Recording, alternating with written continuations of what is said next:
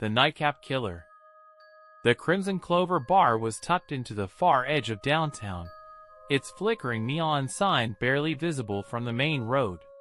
Its reputation was built on cheap drinks, unlicensed live music, and a distinct lack of questions asked. Locals knew it as a place where anonymity reigned, a feature that attracted an eclectic crowd of drifters, loners, and misfits. It also attracted someone far more sinister. It was a cold Thursday night when Ava walked into the Crimson Clover.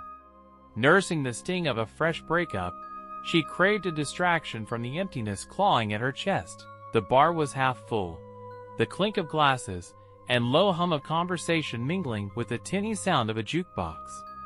Ava slid onto a stool near the end of the bar and ordered a whiskey neat. The bartender, a wiry man with a permanent scowl, poured her drink. She sipped, scanning the room. Her eyes caught on a man sitting alone at a corner table. He was handsome in a sharp, angular way, dressed in a long black coat with gloves that seemed incongruous in the mild weather. His eyes met hers, and he raised his glass in a silent toast. Something about him made her shiver, but she quickly turned away. Over the next hour, Ava noticed the stranger's presence more acutely. He never seemed to drink, though his glass remained half full. When the door opened and another patron entered, he turned slightly, as if studying each new arrival. She tried to focus on her drink, but she couldn't shake the feeling of his gaze brushing against her skin like icy fingers. Finally, she worked up the courage to ask the bartender about him. "That guy over there," she whispered. "You know him?" The bartender frowned, glancing toward the corner. "Him? No. Never seen him before." Odd, she thought. The Clover was a small enough place that regulars were usually familiar, if not friendly. At some point, Ava realized the man was gone. Relief washed over her as she relaxed into her drink. She even stayed longer than she intended, chatting with a group of strangers who bought her another round. It was well past midnight when she decided to call it a night. The streets outside were eerily empty, the glow of streetlights casting long, lonely shadows. Ava walked briskly, her heels clicking on the pavement. The cold had deepened, and her breath fogged in front of her. She was nearly at her car when she heard it, a faint scuff of footsteps behind her. Her pulse quickened. She turned her head slightly but saw nothing. Forcing herself to stay calm, she picked up her pace. The footsteps quickened too. Her chest tightened as panic set in, but when she finally turned around, the street was empty. When Ava reached her car, she fumbled with her keys, the adrenaline making her hands shake. Sliding into the driver's seat, she locked the doors and exhaled, her heart still pounding.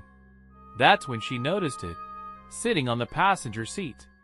A hotel keycard, crisp and clean, bearing the logo of a rundown motel she recognized from a few miles away. She hadn't put it there. Ava's stomach churned. She gripped the card, debating whether to toss it, but something compelled her to keep it. Against her better judgment, she drove toward the motel. The motel was every bit as decrepit as she remembered. The flickering fluorescent light above the reception desk barely illuminated the dingy lobby. Ava hesitated before walking to the desk, where a bored clerk looked up from a magazine. "Room 306, she said, holding up the keycard. The clerk didn't even blink. "End of the hall upstairs." The hallway leading to room 306 reeked of mildew. The carpet was threadbare, and the walls were stained with something Ava didn't want to identify. She reached the door and hesitated.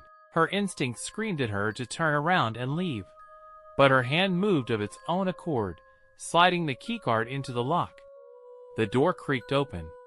The room was dark, the air heavy with the scent of decay.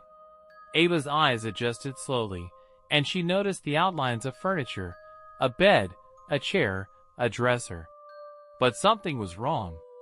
The bed wasn't empty. A figure lay there, motionless. As Ava stepped closer, her stomach turned. The body was a man, His throat slit, his face twisted in a rictus of terror. His hands were still clutching a familiar black coat. Ava stumbled back, her scream caught in her throat. That's when she noticed the mirror above the dresser. In the reflection, she saw a second figure standing directly behind her. The man from the bar. The news broke the next day. Ava's body was found in room 306, her lifeless eyes staring at the ceiling. The Crimson Clover became the center of a police investigation, but no leads emerged. Witnesses described a man in a black coat, but no cameras had caught him entering or leaving. The killer was gone, leaving only whispers and the chilling nickname that the locals gave him, the Nightcap Killer. And the Crimson Clover stayed open, still welcoming anyone willing to risk the last drink of their life.